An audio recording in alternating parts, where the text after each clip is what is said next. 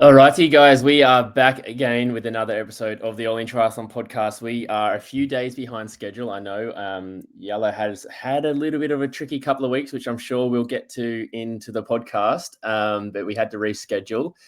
I'm coming to you from AIT HQ on the Gold Coast. Jelle is coming from Doha. Mate, how you doing? Yeah, I'm good. I thought you said you were at your cousin's place. That's not the HQ. But yeah, I'm in Doha Airport at the moment. Like I arrived late last night and I'm like back again in the transit hotel that we used as well on the way to Europe and on the way back from Europe back to Australia. I like it. It's like very easy. Like you don't have to pick up your bags. You come just in the hotel and they have a pool here. And I swam this morning and I will do a run on the treadmill after this podcast. And yeah, it's good. Like jet lagged again. Like I didn't sleep so much last night, but I did sleep actually quite well on the plane this time. So I'll be fine. But yeah, it's like you said, we actually had it planned to do it on Wednesday. We're now Sunday. Because I was getting a bit overwhelmed with everything back home. So we had to postpone it for a few days. So sorry, everyone. I saw already someone comment that we needed to do a podcast to talk about your retirement plans. So yes, Yeah. sorry for that. My bad.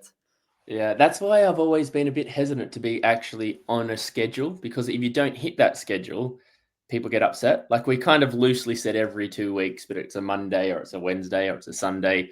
But where some people come out, they have their podcast every Monday, every Wednesday, whatever it is, they have a routine where we haven't done that yet. And I'm hesitant to actually come to that. One, for us to actually make sure that we have time to actually do it on that day. And secondly, people get pissed if you don't actually live up to that. So I don't know.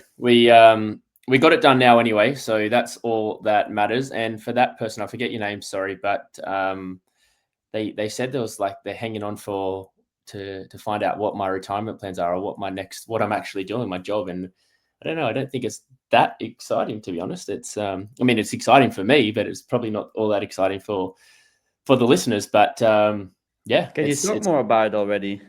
Because we yeah. touched on it briefly like before in the podcast, but then you weren't too sure how much you could say yet. But maybe now like the job actually has started, so maybe you Yeah, can explain yeah, a bit more. yeah, at that point, I don't think I'd actually even signed the contract yet, so I didn't want to actually start talking about it too much. But it's just a coaching role here on the Gold Coast with Oz Triathlon. So it's working with like 15 to 19-year-olds that kind of like that pre. So what Non and my wife and Daniel are doing is like they call it the Ascent Academy, and that's for like up and coming athletes. Well, not even up and coming. They're more established athletes racing at maybe World Cup, definitely World Cup level, maybe nudging the World Series level, and yeah, racing at World Championships. So I'm working with athletes that will be pre that and trying to, I guess, get them up to a certain level to go on into the Ascent Academy.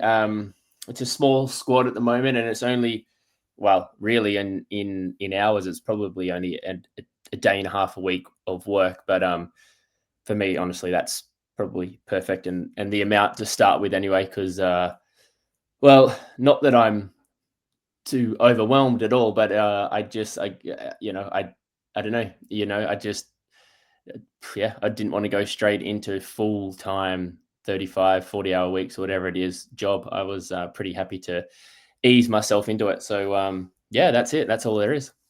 Well, you're still training quite a lot, so yeah, you gotta still have time to hit those, especially running. You've done quite a bit in the last couple of weeks. I saw like lots of long runs, and then actually we did a long run together as well. So yeah, you're still definitely like active. No, like you're not one of those that will gain 15 kilograms in the first 2 months of retirement. 50, bloody hell. Maybe five. Nah. No, Yeah, no. Well, 15. I said 1.5. oh, 1.5. Okay. Yeah, even still, that's quite a bit. But Yeah.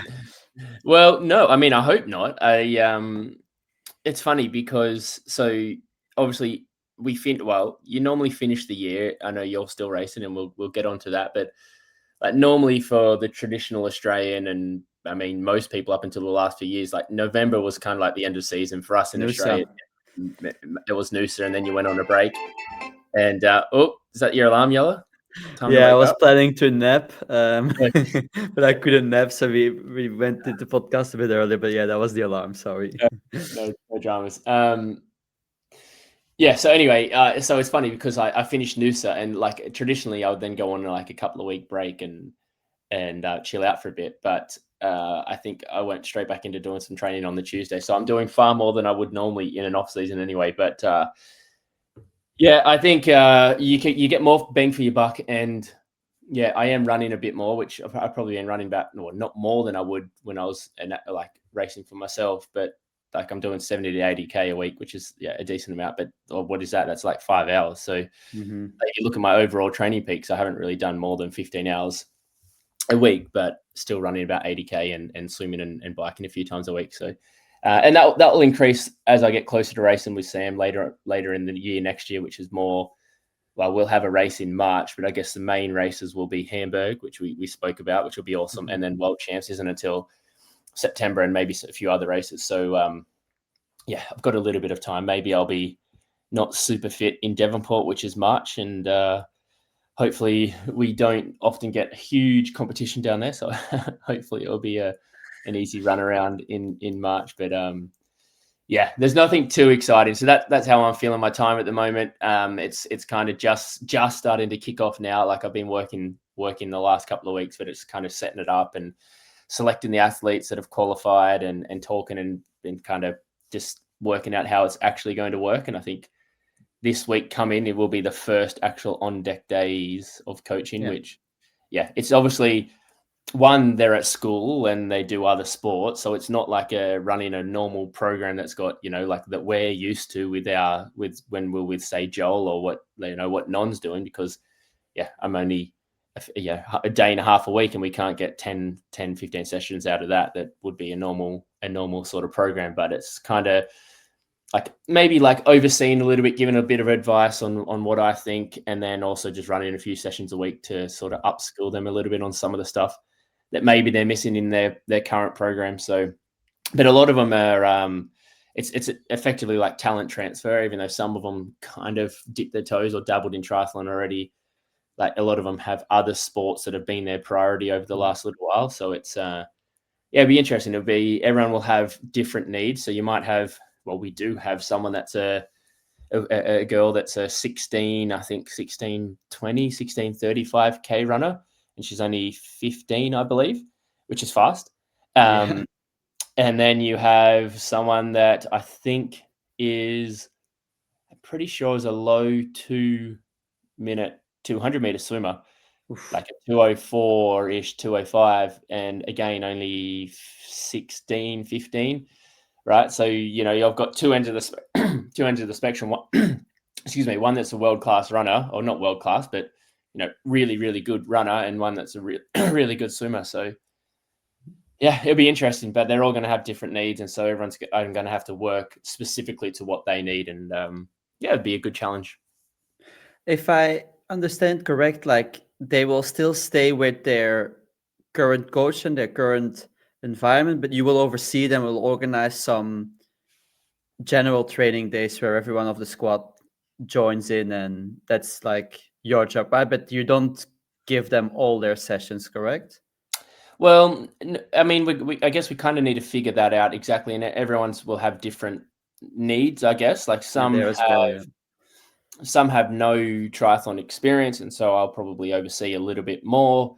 Some have some sort of triathlon experience, or their parents are heavily involved in triathlon, so they're getting good guidance already from their parents. So yeah, like I said, it's going to be quite individual, but I don't see it, unless they want it. I don't see it as I'm going to be writing their day-to-day program. Mhm.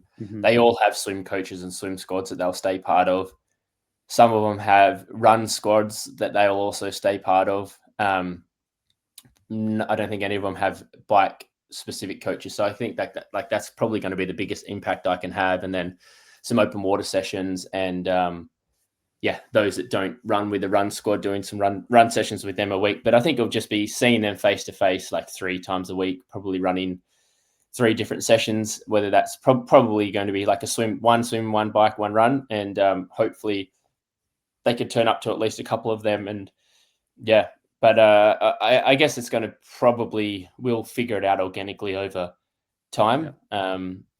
I don't think I'm going to, well, certainly not going to come in and say, right, you've got to leave what you're currently doing and join this, because, I can only offer them a few things a week. And so then they're on their own for the rest of it. So that I think, yeah, and I've already spoke to a few of their current coaches, and they're all happy, as long as we keep collaborating and keeping them involved and up to speed. The current coaches, everyone sort of is quite happy. But it can be tricky. I haven't faced it yet, but it can be quite tricky, because obviously, some of these athletes that are showing real good potential in one single sport, those coaches can get a bit like, back off. Protective. Yeah, protective, I guess. But I haven't come across that yet. All of them have been quite open to working together and collaborating. And you have to be, you can be, if you have like a really, really good run and quite solid with the other two sports, you can be really successful in triathlon, right? Whereas, if you want to make it in a single sport, you have to be like really, really, really good at that one sport, where you can be like pretty damn good at one sport, but long as you've got the others, which a lot of them have, like you can be really, really good in triathlon. So yeah, that's Yeah, no, kind of definitely. how I'm feeling my work life, which is good. Yeah, Keeps me involved. it will be interesting to see. Like, I know in Belgium, like, we also, I don't know if we still have this system, but we had like in Belgium is divided in like provinces, and we had like province coaches. Actually, even when I was a junior, we used to have this.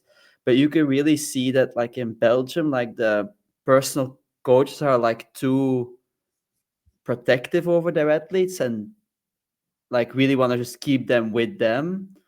Where I don't know if that's a challenge, like you talked a little bit about it.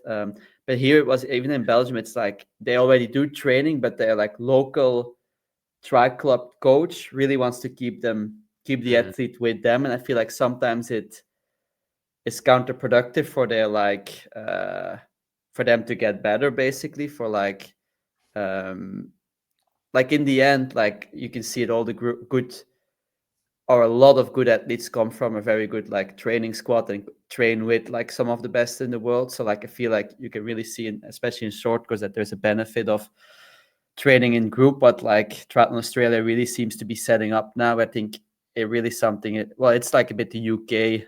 What the UK does really well with their lead squad. So I do feel like it's a really good thing they're trying to set up. I'm just curious like how it will actually play out in the end, because I know in Belgium that has been a problem sometimes.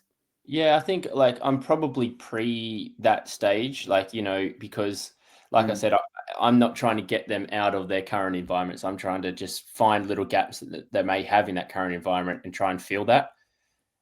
That sort of step maybe comes more when they get into that ascent level, so into the non-squad, where they leave their actual home environment into another environment. But I think, yeah, most coaches that and athletes that have come into the non-one has been non and Daniels, and the Ascent Academy here has been quite receptive and open to it. I think Yeah. yeah I think at the end of the day they've got to try and put their egos aside, and um, it's just trying to be on the same page and everyone working together, I guess, is and like what's best for the athlete, right? Not what's best for your own personal agenda. And long as everyone remembers that, then you should be fine. And like if you genuinely think it's not best for the athlete because they probably won't operate well in a squad environment, Yeah. then fair enough. But if it's more because you feel like um, your ego or you want to hold on to them for your own personal agenda, then I think that's where in the end the athletes are the one that will suffer more than anything. So but so far, at least here, we and the squad haven't come across that. Everyone's been really open and receptive to it. So Yeah, long I think may that continue. yeah, I think the good thing now with Triathlon Australia, I feel like you guys didn't have the best years, I guess, where like I think in Paris, how many Aussies were at the Olympics? It wasn't six, right? It wasn't three men, three women. No, So I feel like it at the moment it's probably good where like they can push each other to reach back to that potential where they then fight for those three spots, and then it can get maybe a bit tricky if there's like five athletes in the group that are aiming for the three spots. yeah. Because that's what we never actually had with Joel, you know, like we're all from different countries, so you're not fighting for the same spots, but that actually is or can get tricky if you have multiple people fighting for the same spot. But I guess it's like that's worries for later, no? And you would hope That's people are adult enough at that point in time as well. Yeah, and also that's a good problem to have. So long as True, you're true, managing that well, then I think that's the dream of every squad, that you have a surplus of athletes fighting that are good enough to fight for those spots. true. And then yeah, obviously it becomes tricky for the coaches to manage that. But like yeah, if they can manage that well, then it's obviously a good problem to have. So yeah, anyway, that's I guess we're 16 minutes in, and I've spent quite enough time talking about me and my career. So Well, it's I feel interesting like though.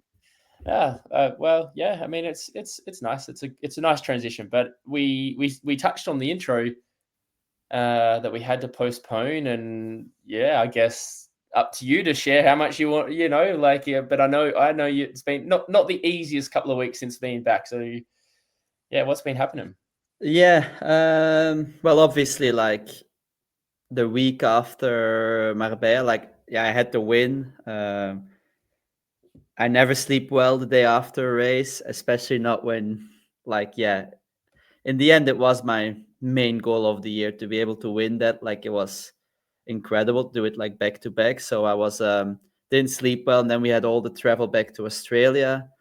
And then actually, Sienna had like quite a big jet lag. So I didn't sleep properly for a week. And then once like that was fine and we slept well, like I felt like that's when like the tiredness was hitting a bit when I was finally sleeping well again. And I felt like combining with the heat, I was really struggling with the heat. I was like, oh, Mm, because just every bloody session, like I'm wearing now this like temperature that like measures your cool sense. uh, Yeah. yeah, core body temperature. Well, indirectly, I think it measures it.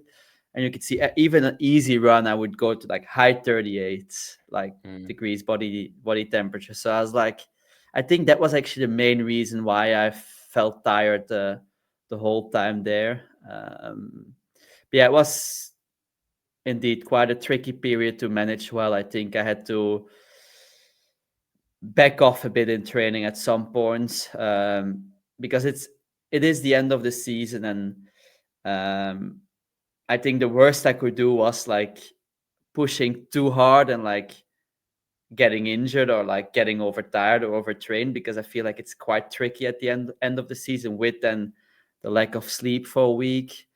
Um, so yeah, I was really like cautious, maybe sometimes a bit too cautious. I don't know. Like I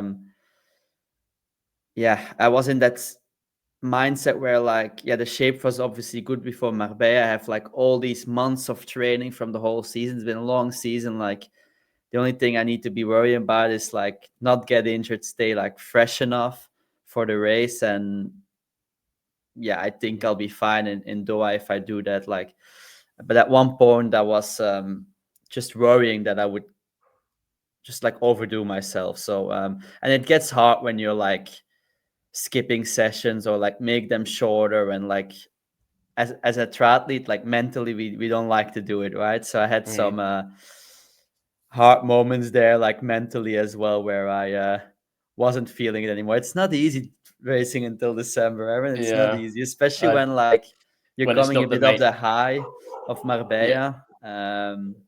But I feel like already now, just being out of the Queensland heat for 24 hours, I feel already more energy. Yeah. Yeah, and you're in Doha. It's not like that's Oh, but mate, that's it's like max 25 degrees here and like not so oh yeah. humid, you know, where at this we had this one day when I was doing a bike session, it was 34 degrees that day, and it's like Mm. what, 70% humidity. It was Yeah. horrible. Yeah. No, Well, I you know. know it as well. Like you've trained and you've did 2 hour long runs in it. But I feel like you're Yeah. more adapted than me already, though. No, well, so when you first came back, um, I was saying, I didn't think it was that hot, Well, we which actually had the first like 4 days. I think I was there. Was cloudy and rainy, and it was great. no, but even so, but I think that's what then brought the humidity, right? So Yeah. to the point where you came back, and I think even that first week you were back, or the first few days, we had some warm days, like high 20s. We even had some into the 30s, but the humidity, like off the back of winter, the humidity hadn't risen yet. Mm. But in the last week and a half, the humidity was crazy. I mean, we can talk about one of the runs that we did together, and that was like we both came back like literally like you look like you come out of a swimming pool, and we did, what was it, 25K, and I've done a couple of that. So I think that run, no, sorry, the run that I did, a long run, was the same morning you tried to Yeah. do one of your bike sessions that you had to stop, or you modified, not stop, but I think you modified the session a bit. And Yeah. that was by far the hottest or the most humid, like oppressing day that we've had this summer. And I only ran easy, but I was like, yeah, probably I probably overdid it on on one of those days where if you're not quite used to it, it can Yeah. really bite you on the ass. And I guess I've got the luxury that I don't have to back it up the next day if I don't want to at the moment. But yeah, for you, I remember I sent you a message after that run going, I feel absolutely whacked, and you said sent something similar and said I just had to modify my bike session. Yeah. So I guess hopefully this is the adaptation period, because we've pretty much got this now until probably the end of March, right? Yeah. So Indeed.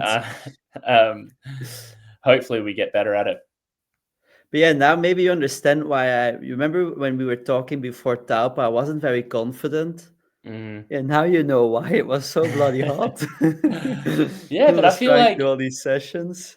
but at that moment, and I guess it's different mentally, because in that year or that time, it was still your A race still to go, and so, but I feel like you got through those sessions still pretty well, leading into Talpo, right? Yeah, yeah, definitely. Well, I was able to do all my sessions. It just didn't feel as good maybe as Mm, it did in the lead up before Las Vegas when I was still doing them in Girona. And it was like, it was September, October. It was cooling off there already. mm, But no, there was a difference now. Like, well, I think it's just like the combination of like the high of Marbella, traveling back, not sleeping much, the heat, like being tired. Yeah, all the accumulation made it for a bit of a tricky period. mm. But in the end, like I still did 25 hours of training. So it's not Yeah. that I didn't train at all. I just had to be a bit more careful and mindful of what I was doing, because I did feel this, like if I would go, I did the 40/20s in the run one day and I actually felt good doing them, but I was quite screwed after that, like for the next day. Even that Mm. day itself, like I did that in the morning and then I went to the pool. Yeah, my legs were like almost cleaning the bottom of the pool floor. um, The so yeah, I lifeguards were was happy. like, yeah, yeah. But no, I'm like, that's why it's good. I think that, well, maybe I have to say like I'm in Doha now because I'm on my way to Bahrain. I was about to say Yeah, we haven't actually said why you're in Doha. So we obviously indeed. know that Qatar, like, well, the grand finals, what, in a couple of weeks. So yeah, what 12 are you doing there? days.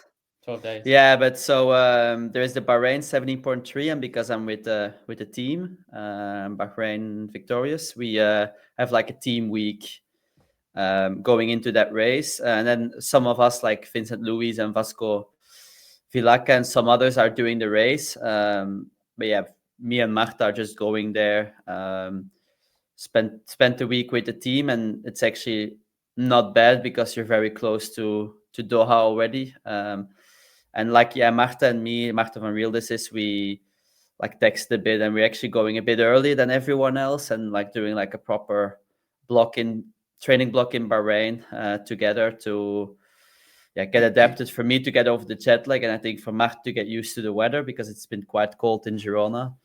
So yeah, it actually worked out very well. I think this like period where I don't have anything to do except for eat, sleep, and train will be quite good to get me like, Yeah. like Get back firing, I hopefully guess. firing on all cylinders for the Yeah. race. And it'll be good. You will enjoy having Martin around as well. Obviously, we're good friends, and so I Yeah, think and like Vince, Vasco, like it will be fun. Georgia will be there.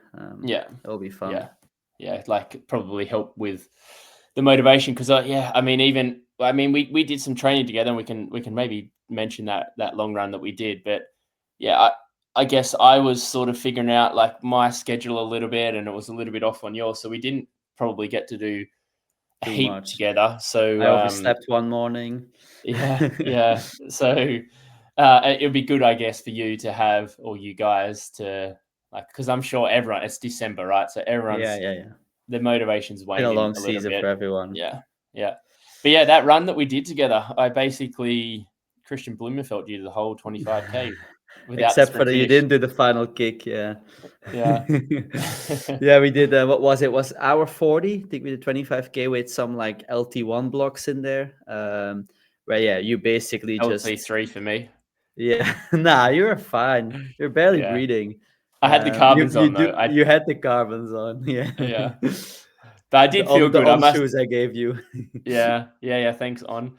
But I did actually feel pretty good. I mean, what we did like it was hot, so it probably actually was equivalent of running maybe 10 seconds faster in temperate Yeah. conditions. But it was wow. We did 3 by 8 minutes at 3:48 Yeah, something like this. ish pace, 350. and then yeah, and then 2 by 10. So it was about 45 minutes ish of LT1, but in we really warm conditions. Like, I mean, Yeah. we've talked about that a lot, but we didn't go super early, like maybe 11 ish. Hmm.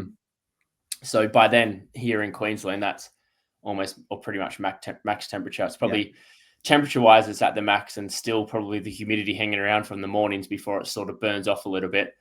So we probably had the worst of both conditions, and thankfully this is what like I probably people don't like I probably underappreciated, but you don't go where we ran along the front. You wouldn't go more than you wouldn't run more than a K, I don't reckon, without like a Oh, water fountain or a shower. Like yeah, I'd say we, like 300 400 meters. yeah, obviously we didn't It's stop at great. every single one, but there's all because it's along the coast, and so there's all like where people come out of the beach. There's like a little public, like a little shower and a water fountain, something to wash Yeah. your feet off. Yeah, So they do that really well. they do that well, and like thankfully because we probably stopped. I think we probably stopped in our recoveries, of course, not Maybe like during an effort. 3 4 times. Yeah, I'd say so. Yeah, yeah, Mm. yeah. I reckon. I like at least three. We stopped. Yeah, yeah, Yeah. 3 times. But anyway, um, that helped us get through.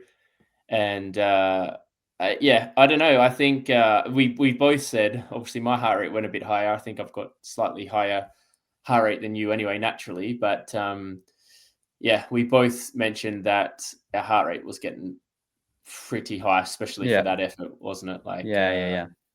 towards the end, and Well, I that's think heat as well. That really yeah, really see it as well in the heat. Like even though it wasn't that fast, and but the off bits, like your heart rate wouldn't drop as normal. I feel like it would mm, stay like a bit around that like 150 for me, where it probably normally would drop like to 140, I guess, yeah.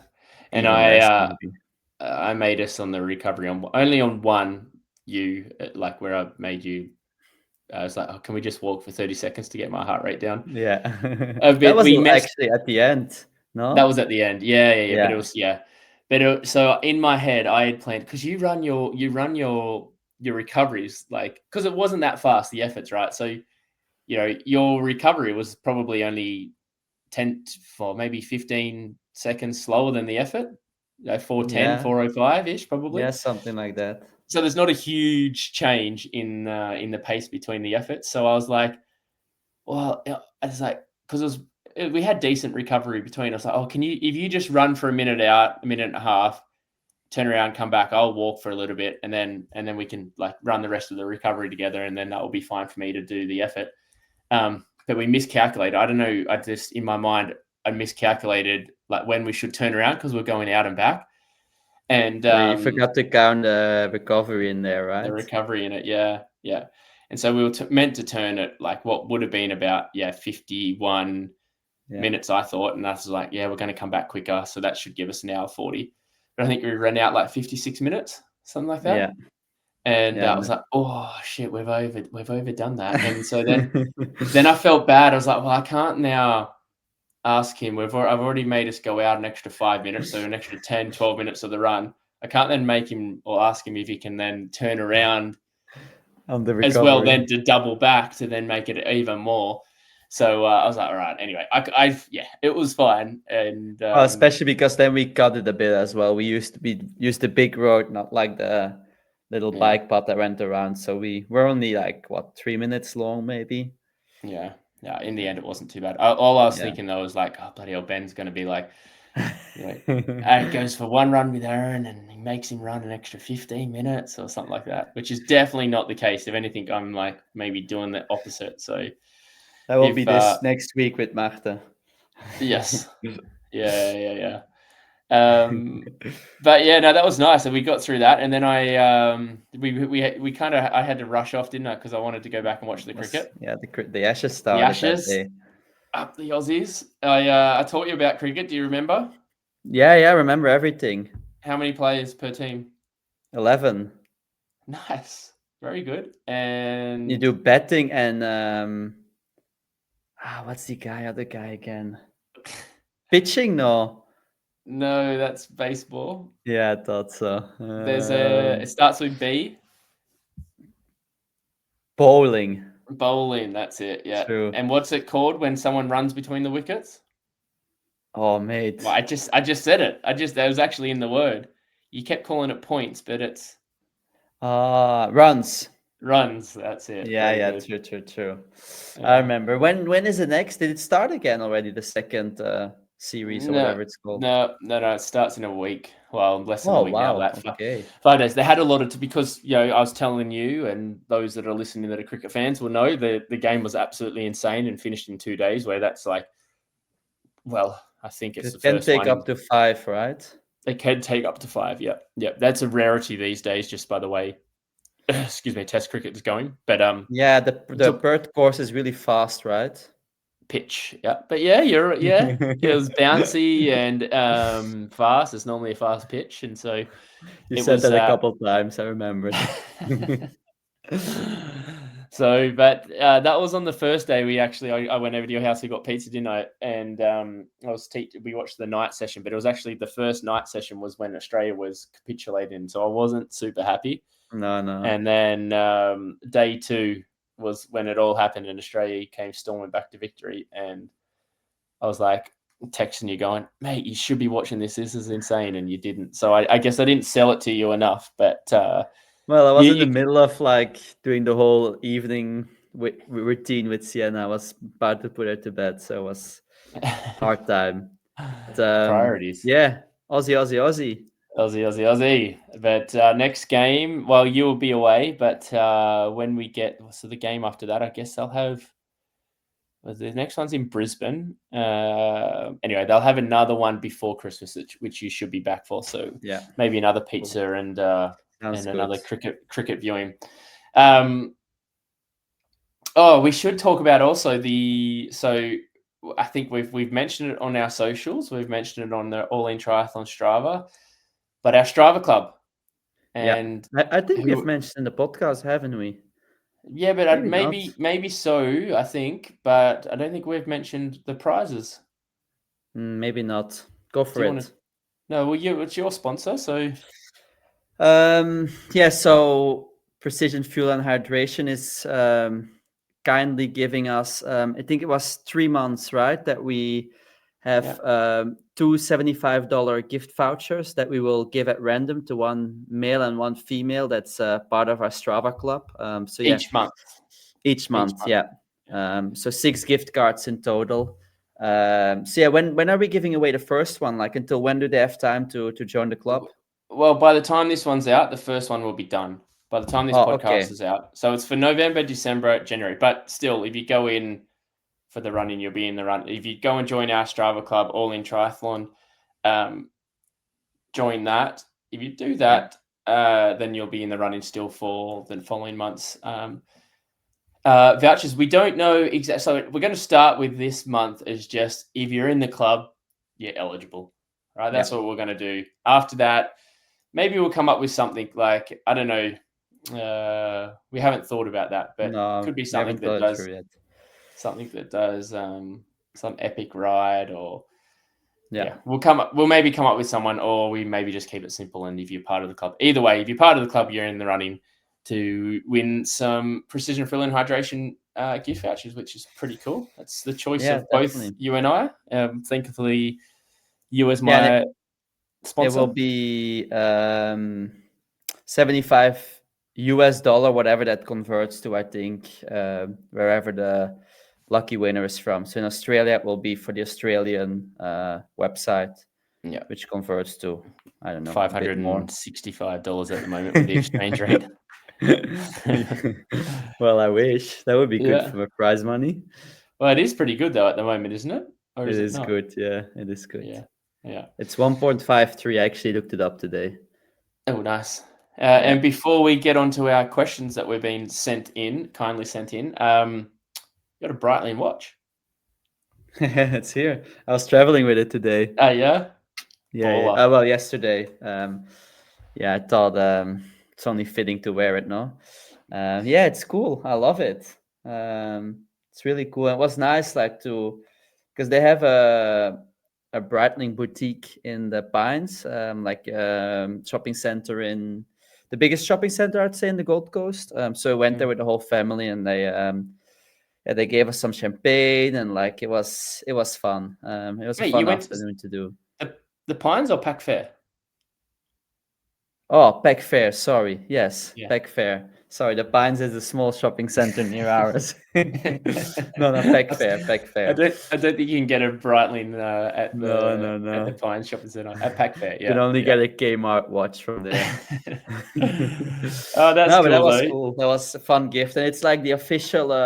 Because you know how they sponsor from Ironman Breitling, so it's the official Marbella one side. Yeah, the listeners won't see this, but it has the little Marbella official logo in there, and then also it says here in the backside Ironman 70.3 World Championship. Oh, that's nice. So quite cool. Yeah, they're a good supporter to have. They're quite it's nice watches. It's boutique, really cool. Bougie, very bougie. It fits with your Q suites when you walk into Q suite. I won't wear it on the way back when I'm flying economy. I just wore it on the way here when I flew business. But you'll upgrade if you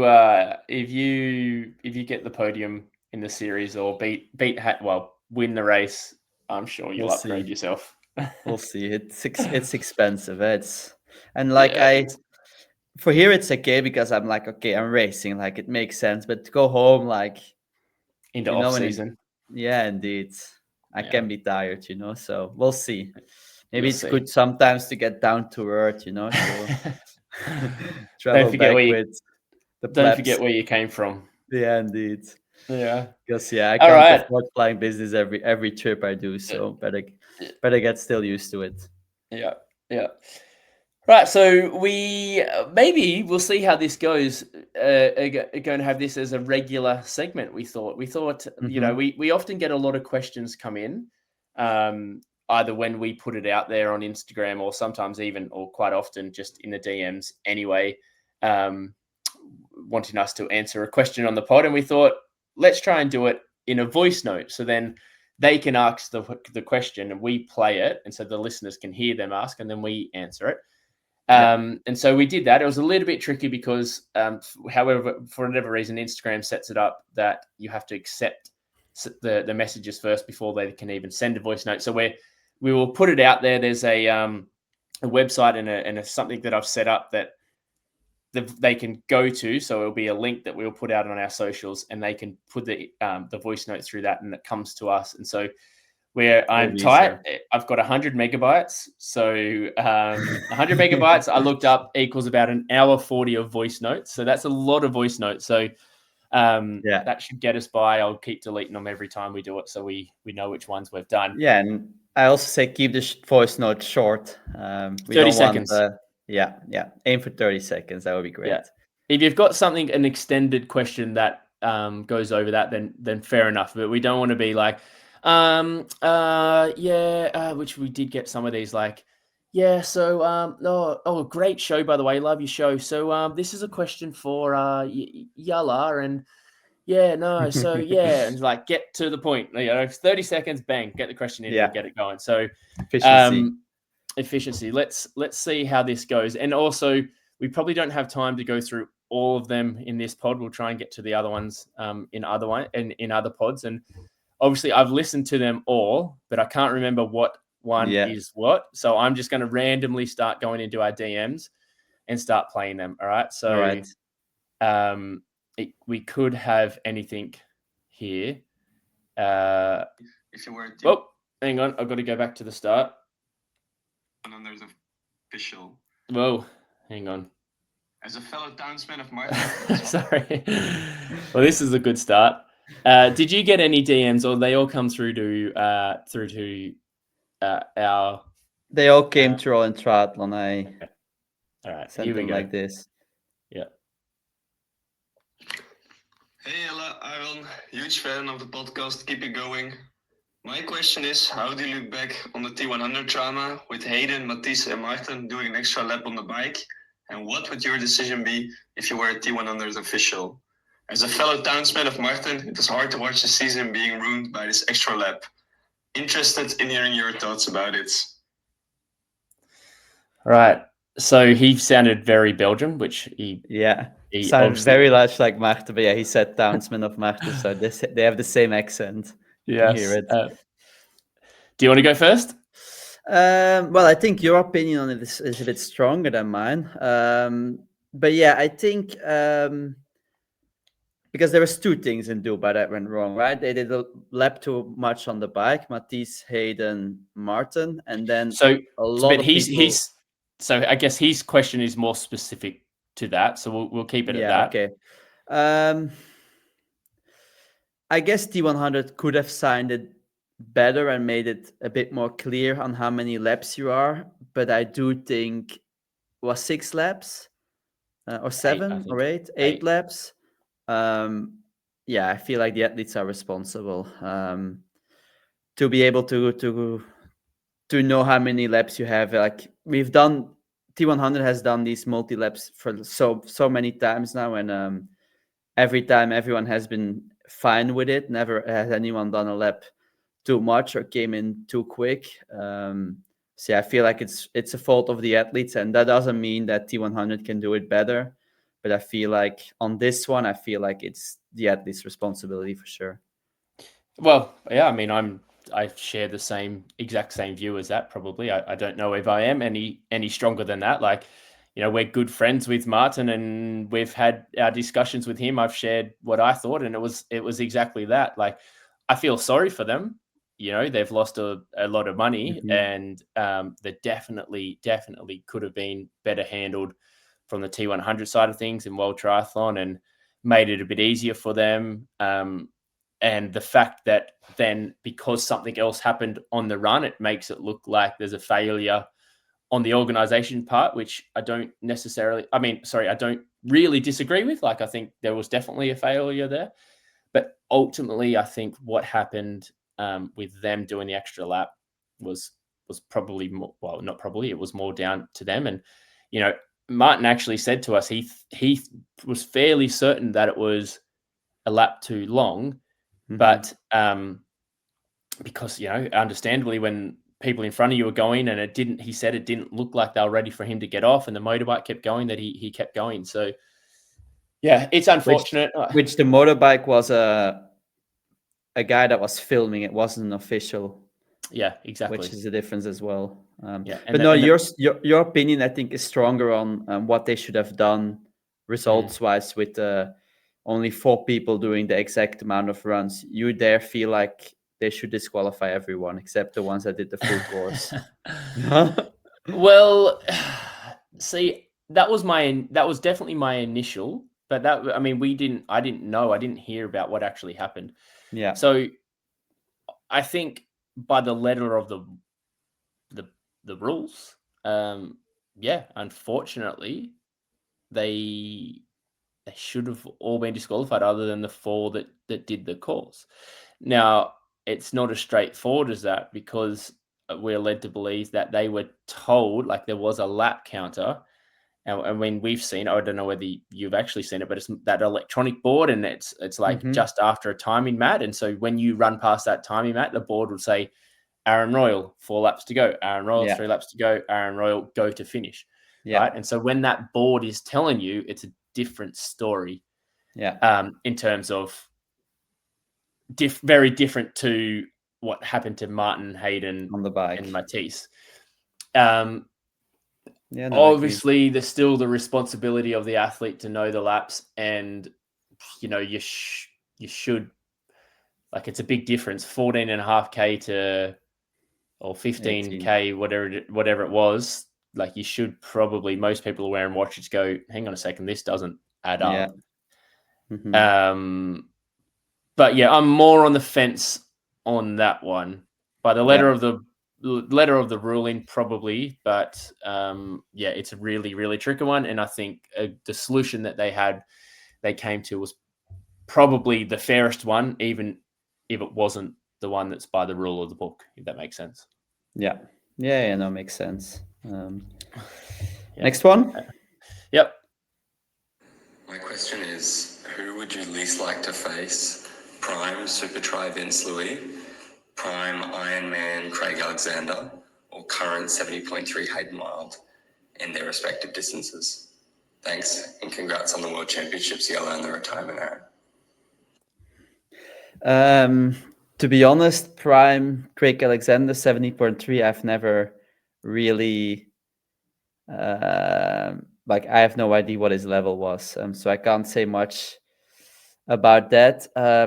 It's hard, like Prime Vince in Super League seems unbeatable, and Prime Hayden over T100 seems is unbeatable, unless he does a lap too long on the bike. So far, we still have one race to prove different. But for me, I think I would always have a bigger chance against Hayden in the T100 than I would ever have had against Vince in the Super League, just because of the nature of the distances. I think I'm more suitable to, I'm more talented for a middle distance race, a T100 or 70.3 race, than I ever was or am for a Super League.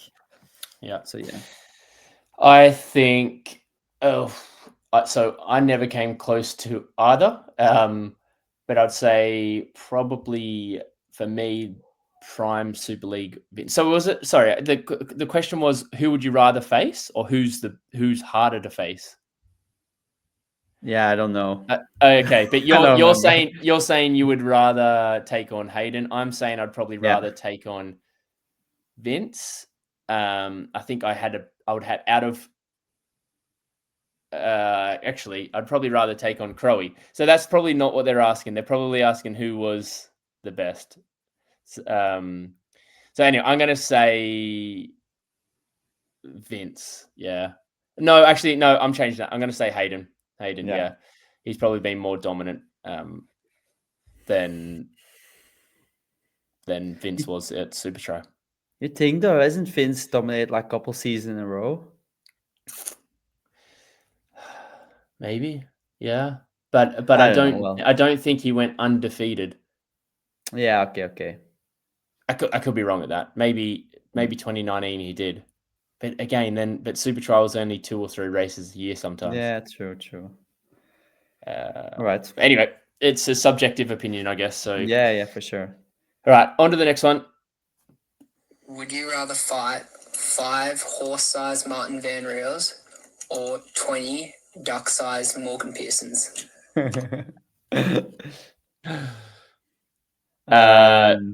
20 duck-sized Morgan Pearsons. Yeah. What have you got against Morgan Morgan Pearson? Pearson? Him? Do you want to just just like no, you're backpedaling now. You don't want to reignite the beef, do you? Well, no, but like 5 horses compared to 20 ducks, like what can a duck do? Give you a little snip of a bite? Like a horse will like kick you in the stomach and the nuts, like Yeah, but remember, Martin doesn't like horses, so he'd probably be a little bitch of a horse. yeah, well, that's true. But I think Morgan is a little bitch of a duck as well. Oh, damn! Shots fired.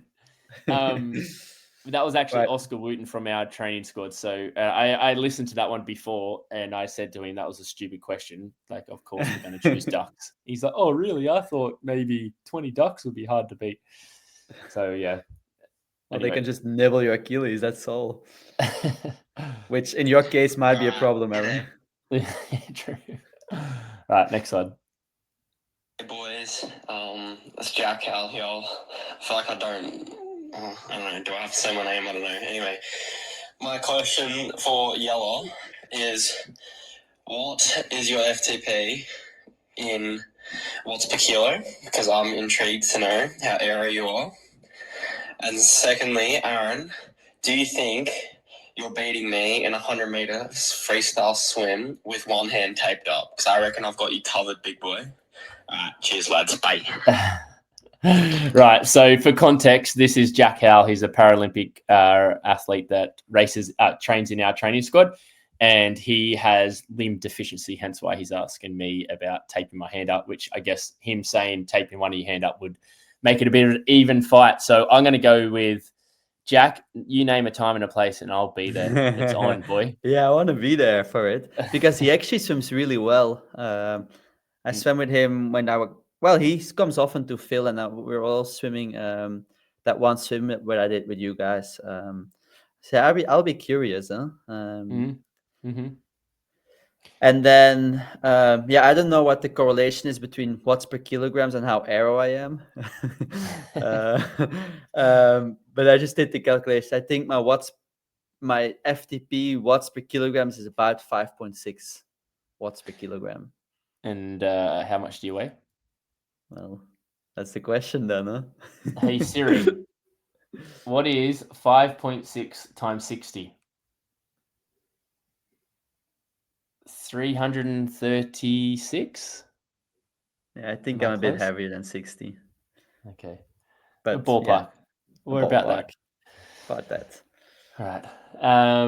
Okay, this one, next one is, I'll play that now. So the short version is, as a professional triathlete, do you guys actually know how much it costs to enter a triathlon event? And do you think it's fair compared to other sort of events like running or whatever? All right, this guy another guy that sounded quite Belgian with the Belgian accent. Yeah, it's Michael, my cousin's partner that lives in Brisbane, the one you met at Sienna's birthday party. I mean, he's a runner, and I think he's seen the prizes for a T100 Gold Coast, I think, which I guess coming from a runner, it's quite expensive. But I feel like here it's a bit like, how do you say this?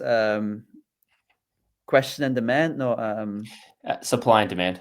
Supply and demand, where like, yeah, it is very expensive, but Ironman, I guess mainly Ironman, I don't know too much about T100's prices and stuff, but Ironman gets to sell out almost all their races, I think. So yeah, people are paying it, so they can afford to have that high of a price. But yeah, it's absurd what it costs to race as an age group. Like it costs quite a bit racing as an elite, right? But it's quite a bit more racing as an age group. So it's not a cheap sport, triathlon, that's for sure. It's not a cheap sport, but yeah, like you said, I guess I don't have too much more to add, but people are willing to pay it, so they're going to continue to keep that prices high. So and like the comparison to running,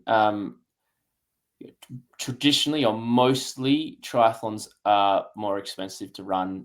Well, probably not traditionally, like definitely they're more expensive to run. You have water safety, you have longer road closures, you have bigger road closures, you have longer disruption to the city, like transition setup. You have a lot more cost involved to run in a triathlon than most running events. So yeah, for sure. you have to charge more, whether it's a fair price, I don't know, but people are willing to pay it, so they'll continue to keep that price.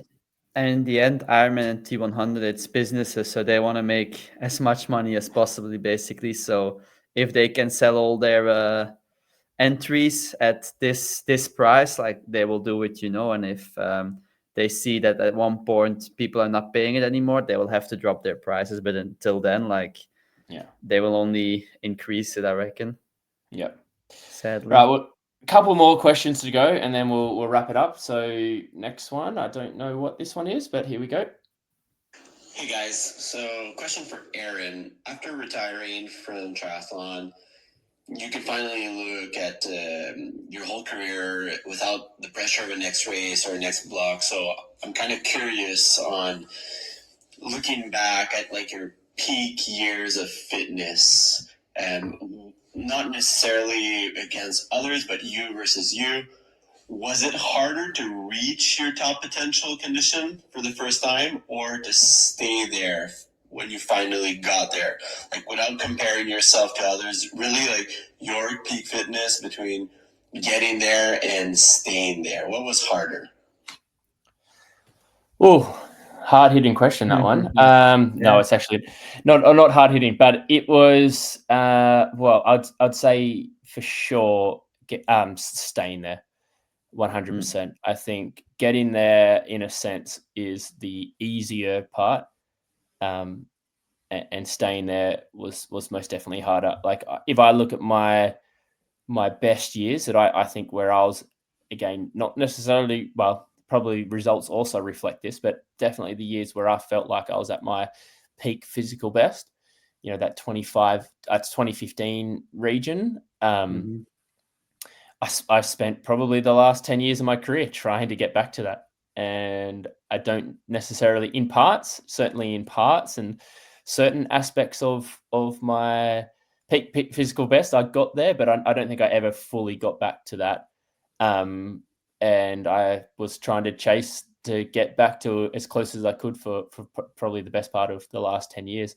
And the thing is, like, I don't know, like, it's not like I knew how I got there, right? Like, I tried to follow the same things and do the same things and be as committed and all of those aspects of trying to be the best that you can. But ultimately, it's the hardest. It's probably why I think Alistair Brownlee is the best athlete that we've had, because I think to go back to back Olympic gold medals is the hardest thing that you can do in our sport. I think Olympic gold is the hardest thing that you can win in our sport, and I think to do it back to back is certainly the hardest thing, and why I have him as our GOAT. And so, I definitely think it's harder to stay there. And I'm probably, by the way you're nodding, would say that you also agree. Yeah, definitely. I feel also like it. I had this at the end of my short course career, where I was trying to get back into the results I had in the years prior, and I feel like then it gets mentally tough as well, where like you're doing the exact same stuff, but you don't get the exact same results, and like, you're not too sure why and stuff. It mentally gets very hard as well, I reckon. So it's definitely, because also everyone evolves as well, so you can't just stay at your level. You have to also improve with the level. So it's like two parts. Right, these are the final two by some special guests that we might be able to tell by their voices who they actually are. We'll go with this first one. Oh, it's loading. Oh, it's you, Jelle. What, but me? You're not loading. It's your voice note, but you're not loading. Hello, guys. I love what you're doing. I'm your biggest fan. Aaron, I have a question for you. Now that you're retired, how long do you think it will take before Jelle will be quicker in the pool than you? Wow, good question by anonymous person. I don't know. Over my dead body, is Jelle ever beat me in a swim?